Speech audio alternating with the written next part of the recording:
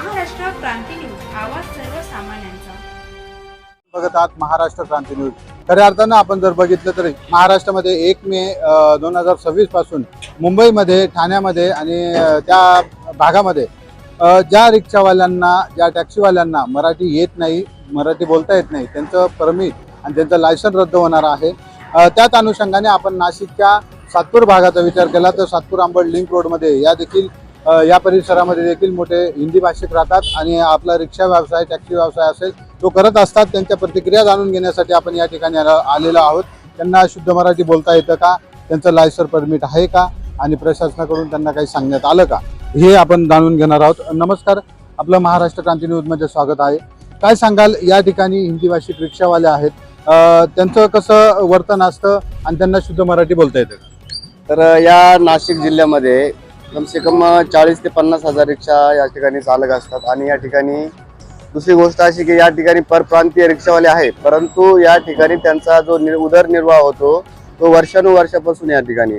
आणि या ठिकाणी जो धंदा करत असताना प्रवाशांशी जी भाषा बोलायची ती निश्चितच या ठिकाणी एक निश्चित प्रमाणे असते, पण निश्चितच या ठिकाणी मराठी पूर्णपणे बोलण्याचा प्रयत्न या ठिकाणी ते करत असतात. आणि निश्चितच एक तारखेपासून जो नियम लागू केलेला आहे, निश्चितच या ठिकाणी आम्ही ज्या रिक्षावाले पूर्णपणे यांचं स्वागत करतो आणि निश्चितच चांगल्या प्रकारे या ठिकाणी परिवर्तन होऊ शकते. परिवहन मंत्री प्रताप सरनाईक यांनी घेतलेला निर्णय आपल्याला मान्य आहे? अतिशय म्हणजे मला या ठिकाणी नाशिक शहरामध्ये तर मला तर नाही वाटत, कारण या ठिकाणी प्रत्येक ठिकाणी जो रिक्षा चालक आहे किंवा परप्रांतीय रिक्षा चालक आहे तो या ठिकाणी निश्चितच आपल्याप्रमाणे आपण ज्याप्रमाणे बोली भाषा बोलतोय मराठी भाषा, त्या पद्धतीने पूर्णपणे बोलण्याचा या ठिकाणी प्रयत्न करतो आणि निश्चितच या ठिकाणी पूर्णपणे सहकार्य करेल. आणि या नाशिक शहरामध्ये मला नाही वाटत या ठिकाणी अशा प्रकारची काही गरज आहे.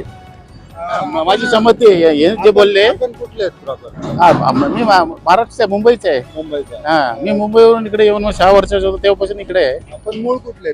मूल इकडेच आहे. आम्ही इंग्रजीच्या टाइमपासून आम्ही इकडे. त्याच्याबद्दल जो शासनाने निर्णय घेतलेला आहे त्याकडे कसं बघता? ते शासनाने निर्णय घेतलाय, त्याच्याकडून त्यांनी विचार करावा लागेल. कारण हे याच्यामुळे काही लोकांची रोजी रोजगारवर प्रश्न निर्माण होईल का नाही. मग त्याच्यामुळे प्रशासनाने निर्णय घ्यायला पाहिजे का आपला जे महाराष्ट्र आहे भारताबाहेर नाही आहे आणि भारताचा नागरिक कुठेही जाऊन आपली उदरनिर्वाह करू शकतो. आणि भाषेच्या मुद्द्यावरून त्यांच्या परमिट रद्द करायचं हे निर्णय चुकीचं आहे. म्हणणं असं आहे की तुम्ही ज्या विभागामध्ये कमवता तिथली भाषा तुम्हाला अवगत होणं गरजेचं. जर समोरच्याला त्यांची भाषा समजते, कम्युनिकेशन होत असेल तर काही फरक पडत नाही. पूर्वी होती का भाषा, पूर्वी साइन लँग्वेज करायचे, मग नंतर ते भाषा आली ना हिंदी, मराठी आणि अमुक तमुक. मग जर लोकांना समजत असेल भाषा तर मग ही भाषेचा मुद्दा घेणे हे चुकीचे आहे. आपलं काय म्हणणं आहे, काय कसं बघताय याकडे? यांच्या म्हणण्यानुसार यांचं म्हणणं बरोबर आहे. कारण आता महाराष्ट्रात मराठी बोलली पाहिजे, त्याचं काही हे नाही आहे. पण आता समजा आता भारतात जर समजा विदेशातून इंग्रज लोक आले तर आपण त्यांना म्हणतो का भाऊ तू मराठीच बोल, असं आपण त्यांना नाही बोलत. कारण त्याची लँग्वेज आहे. कारण त्याचं प्रत्येक लँग्वेजचं एक हे राहतं, मराठी बोलली पाहिजे महाराष्ट्रात, असं नाही. आता म्हणजे ज्याला नाही येत मग त्यांनी काय करायचं, महाराष्ट्रात काय करायचं, त्यांनी राहायचं नाही का, त्यांनी सोडून द्यायचं का महाराष्ट्रात? शिकायला पाहिजे. आता जे नवीन लोक, आता भरपूर लोक लांबून येतात. आता काही मद्रासी लोक आहे, कन्नडी लोक आहे, म्हणजे असे प्रत्येक राज्यातून म्हणजे महाराष्ट्रात नाशिकमध्ये लोक येत जात राहतात. पण आता त्यांना थोडं शिकायला बी टाइम लागेल. असं म्हणजे ज्यांना म्हणजे मराठी येत नाही त्यांचं परमिट रद्द करायचं हे चुकीचा निर्णय आहे. आपल्यासोबत जे सहकारी असतात, जे हिंदी भाषिक असतात, त्यांना तुम्ही मराठी शिकवण्याचा प्रयत्न? निश्चितच या ठिकाणी ते मला तरी वाटतंय की आम्ही या ठिकाणी धंदा करत असताना या ठिकाणी पुष्कळशा लोकांशी आमचा संपर्क होत असताना या ठिकाणी मला वाटतं ते 90%, 100% तर नाही म्हणणार मी, पण 90% या ठिकाणी पूर्णपणे प्रयत्न करतात की ते बोलण्याचा पूर्ण प्रयत्न करतात. कारण आम्हाला कुठल्या ठिकाणी पॅसेंजर भेटल्यानंतर ते आम्हाला असे नाही बोलत का जा रे हो भाई, ऐसे नाही, कुठे जाणार या शब्दामध्ये म्हणजे आम्हाला सुरुवातच त्यांची अशा प्रकारे असते की ते बोलण्याचा प्रयत्न करतात. कारण ठीक आहे, प्रत्येकाला या ठिकाणी राहण्याचा अधिकार आहे, बोलण्याचा अधिकार आहे आणि या गोष्टी घडल्याच पाहिजे मला वाटतं. पण जो शासनाचा निर्णय आहे की एका तारखेपासून हिंदी भाषा बोलली किंवा मराठी न बोलल्यास तुम्हाला अशा प्रकारचं शासन होईल, हे जरा चुकीचं वाटतंय. त्याच्यावर विचार करा. त्याच्यावर या ठिकाणी शासनाने निश्चितच विचार करायला पाहिजे. असं तुम्ही बऱ्याच दिवसापासून या भागामध्ये रिक्षा चालवता, जे प्रवासी असतील या भागात लिंक रोड भागाचे हिंदी भाषिक येतात, त्याच्यामुळे त्यांच्याशी आपण कसं संवाद साधतो? त्यांच्याशी आपण म्हणजे मराठी भाषेमध्ये संवाद साधतो, मराठी बोलता. आणि जेवढे जे इथं नाशिकमध्ये राहता ते कमीत कमी 90-99% मराठी बोलता. आता एखादा जर माणूस जर नवीन आला किंवा त्याला जर कुठं आउट ऑफ जायचा असेल तर तो विचार, त्याला जर हिंदी येत असेल तर त्याला आपण काही दोष देऊ शकत नाही. तर आपण आपल्या भाषेत विचारणार तुम्हाला कुठं जायचंय म्हणून. ह्या प्रकारे मला असं वाटतंय का हे जो आताचा नियम जो तुम्ही चालू करताय हा सरासरी चुकीचा आहे. कोणताही माणूस कोणत्याही प्रकारे बोलू शकतो, पण आम्ही जे बोलतो पॅसेंजर संघ ते मराठी भाषेमध्येच बोलतो. सातपूर अंबड लिंक रोड परिसरातील रिक्षावाल्यांच्या प्रतिक्रियेनंतर सातपूर मनसे विभागाध्यक्ष सचिन सिन्हा यांनी दिलेली प्रतिक्रिया बघूयात सविस्तर. सचिन भाऊ, काय सांगाल? 1 मे पासून महाराष्ट्र शासनाने परिवहन मंत्र्यांनी मराठीची सक्ती केलेली आहे. मराठी बोललं नाही तर रिक्षाचं टॅक्सीचं परमिट रद्द होणार आहे. त्याबाबत नाशिकमध्ये आपल्याला पक्षाकडून काय आदेश आहेत आणि रिक्षावाल्यांना आपण काय मार्गदर्शन करतो? पहिले तर मी सन्माननीय राजसाहेब ठाकरे यांचा आभार मानतो की त्यांनी हा मराठीचा मुद्दा लावल्यामुळे शिंदे सेनेचे जे मंत्री आहेत त्यांनी हा आदेश लागू केलेला आहे. त्यांचे देखील आभार. देर आहे दुरुस्त आहे, हिंदीमध्ये बोलावं लागतं. एक म्हण आहे, देर आहे दुरुस्त आहे. पण एक चांगला निर्णय झालेला आहे. ज्या राज्यात आपण राहतो त्या राज्याची भाषा येणं हे काही वावडं नाही आहे. त्या भाषेबद्दल, त्या संस्कृतीबद्दल आपण जिथं खातो, जिथे मोठे झालेलो आहे, जिथं आपलं पोट भरतोय, त्या भाषेबद्दल द्वेष असता कामा नये.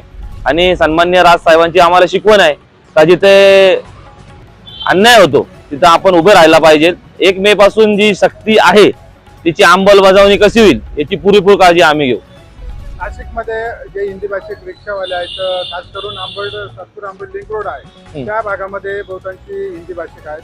त्यांना आपण याबाबत काही मार्गदर्शन करावं? निश्चितच त्यांना आम्ही एक निवेदन वजा एक सूचना करतो की आपण कुठल्याही राजकारण न करता, आम्ही याच्यात राजकारण आणत नाही, तुम्ही आणू नका.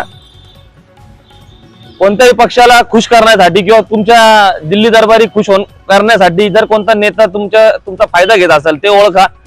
आणि मराठी भाषा आपली ही शिकलीच गेली पाहिजे. तुम्ही ज्या राज्यात, ठीक आहे, आज जे 15 वर्षापूर्वीपासून जे परमिट आहे हिंदी भाषिक ते खूप चांगली मराठी बोलतात, ते असे बोलणार नाही. जे नवीन कोणी आलेले आहे, ज्यांना या मातीची जाण नाही, या मातीने आपल्याला काय दिलंय, आपल्याला पोट भरण्याची संधी दिली, आपल्या कुटुंब उदाहरणासाठी जी जागा दिली आहे, त्यासाठी आपण हिंदी सक्ती, मराठी सक्ती जी आहे ती आपण मराठी शिकली गेली पाहिजे.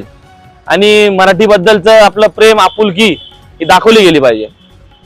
आपण एक पूर्वश्रमीचे हिंदी भाषिक आहात, पक्षाने एवढी मोठी जबाबदारी दिली. आपण चुकीचं बोलला. मी हिंदी भाषिक नव्हे. माझा जन्म इथं झालेला आहे, माझ्या आई वडिलांचा जन्म इथं झालेला आहे, आमची 3री पिढी आहे. आपण बघू शकता की माझ्या घरात देखील माझे मुलं पण मराठीत बोलतात. आम्ही जेवढ्या जोरात होळी साजरी करतो तेवढ्याच जोरात आम्ही गुढीपाडवा देखील साजरा करतो.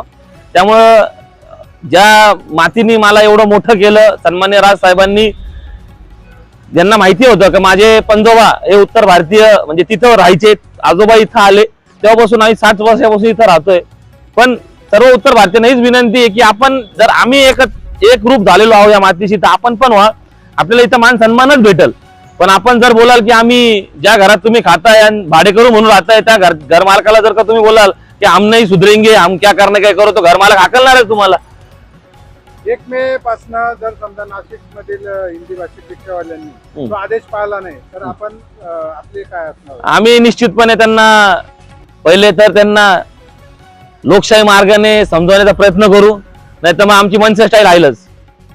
तिथेच आपण जर बघितलं तर या सातपूर अंबड लिंक रोड परिसरामध्ये हिंदी भाषिक मोठ्या प्रमाणात आहेत आणि काही उत्तर भाषिक देखील व्यावसायिक आहेत, परंतु हे जन्मापासून ते या ठिकाणी आहेत आणि मराठी पूर्ण बोलतात आणि इथं कुठलाही तसा प्रकार आढळून येत नाही. जे प्रवासी असतात जसं येईल तसं त्यांना मराठी भाषेमध्ये बोलण्याचा प्रयत्न हे आपले रिक्षा चालक करत असतात. म्हणून जो मुंबई ठाणे त्या भागामध्ये जो प्रश्न उद्भवलेला आहे तशी परिस्थिती या ठिकाणी येणार नाही आणि या ठिकाणी हिंदू मुस्लिम असतील, सर्व धर्मीय असतील, गुण्या गोविंदांनी या ठिकाणी नांदत असतात आणि या ठिकाणी पूर्ण जो व्यवहार आहे, तो व्यवसाय आहे, तो या ठिकाणी चालत आलेला आहे. 1 मे पासून महाराष्ट्रात प्रशासनाने जो निर्णय लागू केलेला आहे याकडे नक्की संपूर्ण महाराष्ट्रातील जनता कशा पद्धतीने बघतं आणि पुढं काय पाहायला मिळतं हे देखील बघणं तितकंच महत्त्वाचं ठरणार आहे. अशाच नवनवीन बातम्या पाहण्यासाठी आमच्या महाराष्ट्र क्रांती न्यूज या यूट्यूब चॅनलला लाईक करा, सबस्क्राईब करा आणि बेल आयकॉनला प्रेस करा.